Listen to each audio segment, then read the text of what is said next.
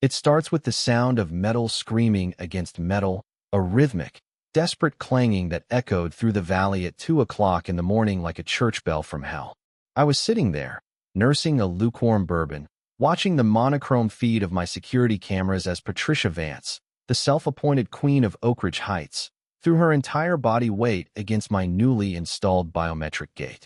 She had been at it for 3 hours, her Chanel suit ruined, her mascara running in black rivers down her face, screaming threats into the cool night air that would eventually land her in federal prison. She had spent weeks trying to seize my family's legacy, burning through nearly $50,000 of stolen homeowner association funds to crush me. But looking at her now, clawing at the steel like a trapped animal, I knew she had no idea that she was already caught in a trap of her own making. But before we get to the flashing lights and the handcuffs, you have to understand how a simple software engineer like me ended up in a war against a suburban tyrant who thought she was God. My name is Jack Sullivan, and 6 months ago, I was just another divorced dad suffocating in a concrete shoebox in downtown Seattle, paying an exorbitant amount of money to stare at a brick wall and listen to my upstairs neighbors practice what sounded like competitive bowling.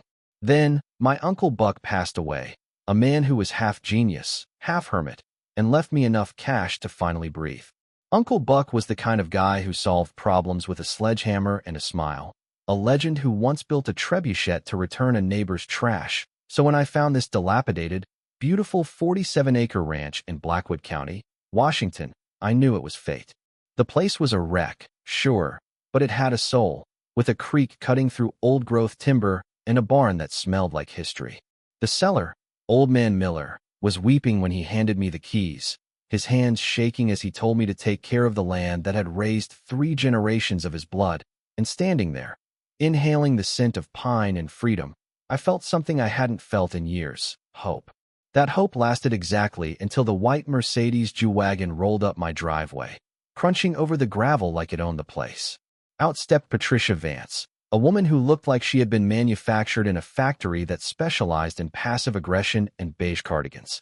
She was the president of the Oak Ridge Heights HOA, a sprawling development of 200 cookie-cutter houses that bordered my land, a place where they measured grass height with rulers and probably fined you for dreaming in the wrong color.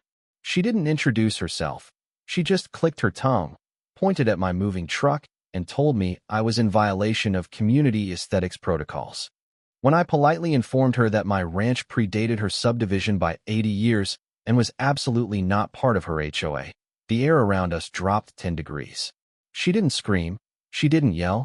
She just smiled this tight, plastic smile that didn't reach her eyes and said, "We have standards here, Mr. Sullivan, and you will learn to respect them." That was the declaration of war, though I didn't know it yet. Within a week, the death by 1,000 cuts began. I woke up to a city inspector banging on my door at dawn, claiming he'd received multiple anonymous reports of illegal industrial manufacturing, which turned out to be me using a power drill to fix my porch. Then the utility companies showed up, one after another, confused because someone had reported gas leaks, water main breaks, and electrical hazards that didn't exist. It was a symphony of bureaucratic harassment, conducted by Patricia from her living room window. I talked to the mail carrier, a guy named Sam, who leaned out of his truck with the exhaustion of a man who had seen too much, telling me that Patricia had done this for years, targeting anyone who didn't fit her vision of a perfect neighborhood.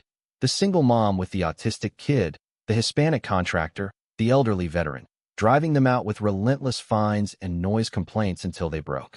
I realized this wasn't just a nuisance, it was a siege. I went to the county courthouse, diving into the dusty archives that smelled of rot and old paper, my fingers turning black from ink as I traced the property lines back to 1943. And there it was, the smoking gun.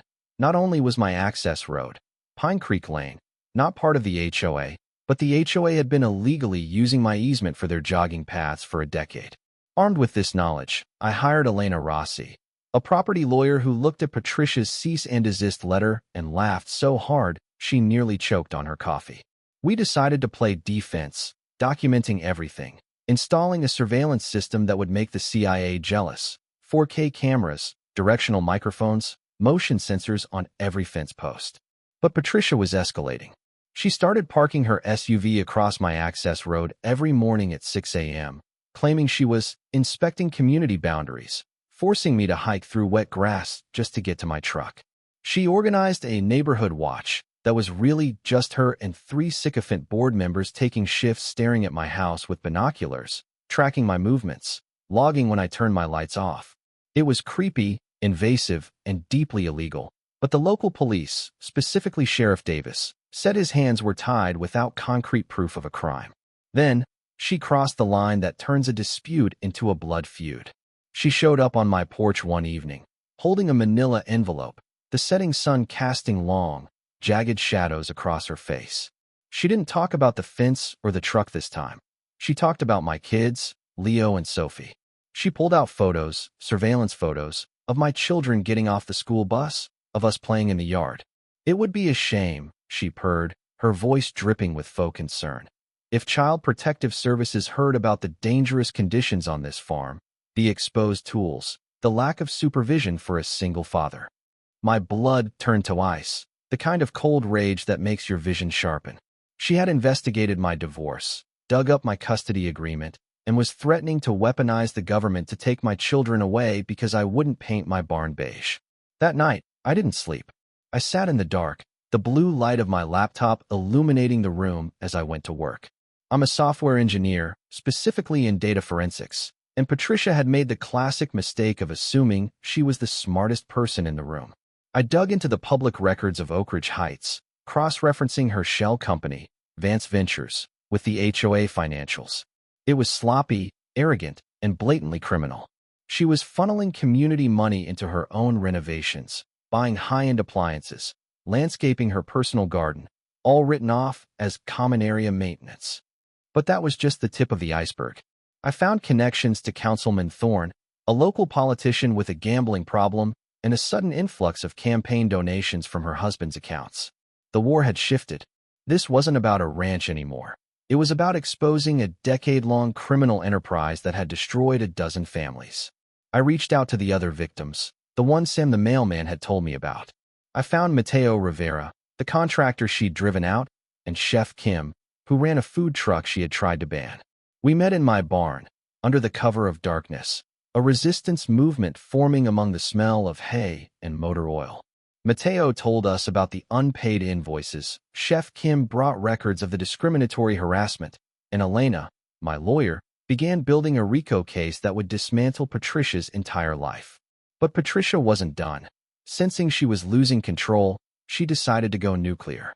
The escalation began with physical sabotage, the kind of unhinged behavior that signals a person has lost all tether to reality. I woke up on a Tuesday to the smell of gasoline and the sight of my mailbox, a sturdy steel box cemented into the ground. Twisted like a pretzel, the post scorched black. My cameras caught Patricia herself, dressed in what looked like tactical yoga gear, struggling to light a match in the damp morning air, cursing like a sailor before giving up and taking a baseball bat to the metal. It was a federal crime, tampering with mail, but Sheriff Davis needed more than just a grainy video to bypass her political connections with Councilman Thorne. Patricia felt untouchable, protected by a layer of small-town corruption that she had carefully cultivated over years of bribes and favors.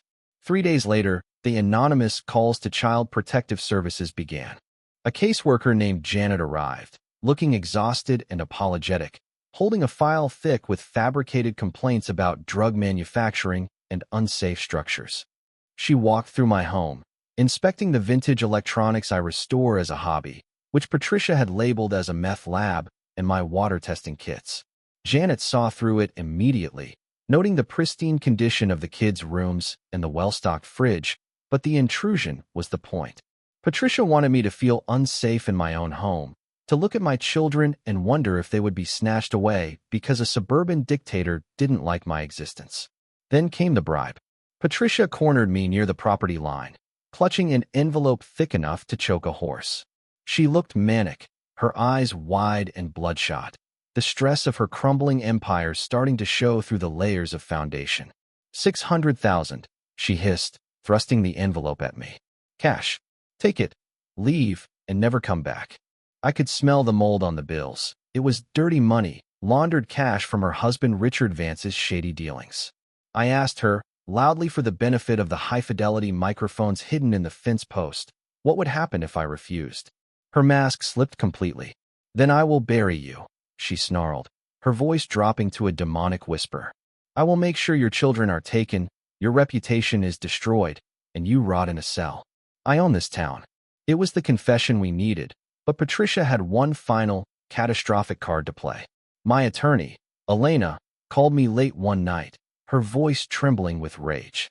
Patricia and Councilman Thorne had fast-tracked an emergency eminent domain hearing.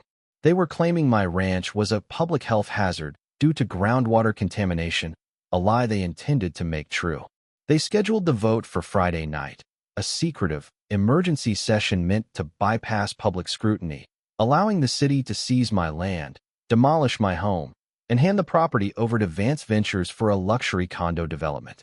That night, my motion sensor screamed. It was midnight, pitch black, and the cameras picked up three figures moving toward my wellhead, the source of water for my family and, ironically, the entire Oak Ridge Heights subdivision due to the aquifer layout. I watched in horror as Patricia directed two men to pour gallons of industrial herbicide directly into the ground. It was environmental terrorism, an act so reckless it could poison hundreds of people just to frame me for contamination. I didn't call the sheriff this time. I called the FBI's Environmental Crimes Unit and my contact at the state news desk, Sarah Jenkins. We had the footage, we had the intent, but we needed the public spectacle to ensure she didn't wiggle out of it. We decided to let the meeting happen. This wasn't just about saving my ranch anymore. It was about public execution, metaphorically speaking. We mobilized the coalition. Mateo reached out to every contractor stiffed by the HOA. Chef Kim rallied the small business owners. I activated the network of harassed homeowners. By Friday afternoon, we had over 100 people ready to storm the council meeting. But the tension was suffocating. I sent Leo and Sophie to their mom's house, terrified that Patricia might try something violent if she realized she was cornered. I sat in my empty house, checking the feeds, watching the sun go down over the land I had promised to protect, knowing that in 24 hours, I would either be a hero or homeless. The drive to the town hall felt like a funeral procession. The sky was a bruised purple, the air thick with impending rain. Elena sat in the passenger seat, double-checking the legal briefs, while Sarah Jenkins was already at the venue, setting up live streams that would beam the proceedings to the entire state. We weren't just walking into a meeting. We were walking into an ambush, but Patricia didn't know that we were the ones bringing the explosives. The Blackwood County Community Center was designed to hold 50 people comfortably. That night, nearly 200 squeezed inside, lining the walls, spilling out into the hallways, a sea of angry faces illuminated by the harsh fluorescent lights. The air was electric, smelling of wet raincoats and anxiety. Patricia Vance sat at the front table, flanked by Councilman Thorne and her puppet board members, looking like royalty holding court. She was wearing a crisp white suit, smiling that same jagged, confident smile, completely oblivious to the fact that half the people in the room were there to see her fall. She even waved at the news cameras, assuming they were there to document her triumph over the dangerous squatter. The mayor, a nervous woman who clearly sensed the shifting tides, banged the gavel. "We are here to vote on the emergency acquisition of the Sullivan property," she announced, her voice wavering. Patricia stood up to speak, launching into a rehearsed monologue about community safety and protecting our children from contamination. She was performing, fake tears glistening in her eyes as she described the horrors of my ranch. It was a masterclass in manipulation, and for a second, I felt that old pit of fear in my stomach. What if they believed her? Then Sarah Jenkins stood up from the press row. "Madam Mayor," she projected, her voice cutting through the room like a knife. "Before you vote, I believe the council should be aware that Mrs. Vance is currently a person of interest in an active federal investigation regarding attempted arson and environmental terrorism." The room went dead silent. Patricia's face drained of color, turning a sickly shade of gray. "That is a lie," she shrieked, her poise shattering instantly. "This is a conspiracy." That was the cue. The doors at the back of the room swung open, and federal agents, accompanied by state police, marched in. The sound of their boots on the linoleum floor was the only sound in the world. An agent stepped up to the microphone, holding a tablet. "We have video evidence," he stated calmly, playing the footage of the well poisoning on the massive projector screen behind the council. The crowd gasped as they watched their HOA president dumping poison into their own water supply. Then came the footage of the bribery, the vandalism, the arson attempt. It was undeniable. The floodgates opened. Mateo stood up and detailed the theft of funds. Chef Kim spoke about the discrimination. One by one, the victims of Oak Ridge Heights rose, a chorus of voices that had been silenced for a decade, pouring out their trauma and anger. Patricia looked around wildly, realizing her kingdom was crumbling. She started screaming feral, incoherent rants about how she built this town and how we were all ungrateful peasants. It was over. The deputies moved in, handcuffing her in front of the cameras, the click of the cuffs echoing like a gunshot. Councilman Thorne tried to sneak out the side door, only to be met by 2 FBI agents waiting in the wings. As the chaos swirled, I walked to the podium. The room quieted down, waiting. I looked at Patricia, now slumped in a chair, weeping, her legacy in ashes. "This land," I said, my voice steady, "was never about money. It was about heritage. And to ensure no one like Patricia Vance can ever threaten it again, I am donating 30 acres of the ranch to the state to form the Uncle Buck Memorial Nature Preserve." The applause that followed was deafening, a physical wave of relief and joy that shook the windows. It's been 6 months since that night. The fallout was catastrophic for the conspirators. Patricia was sentenced to 5 years in federal prison for the environmental crimes, plus concurrent sentences for fraud and embezzlement. Her husband, Richard, flipped on her to save himself, revealing the depth of the money laundering, and is currently in witness protection somewhere in the Midwest. Councilman Thorne resigned in disgrace and is facing his own indictment. The class action lawsuit we filed resulted in a $2 million settlement, forcing the HOA to disband and reform under a Democratic board led by Mateo. Today, I'm sitting on my porch, watching Leo and Sophie help Mateo's kids build a treehouse in the old oak tree that Patricia tried to cut down. The creek runs clear, the water tested and pure. The gate is open, not because I have to, but because the neighbors stop by for barbecues now. We took a place that was a fortress of solitude and turned it into a community. But as I watch the sun dip below the pines, I can't help but think about the cost.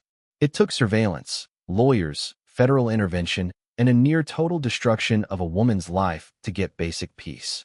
It makes you wonder, is justice really blind?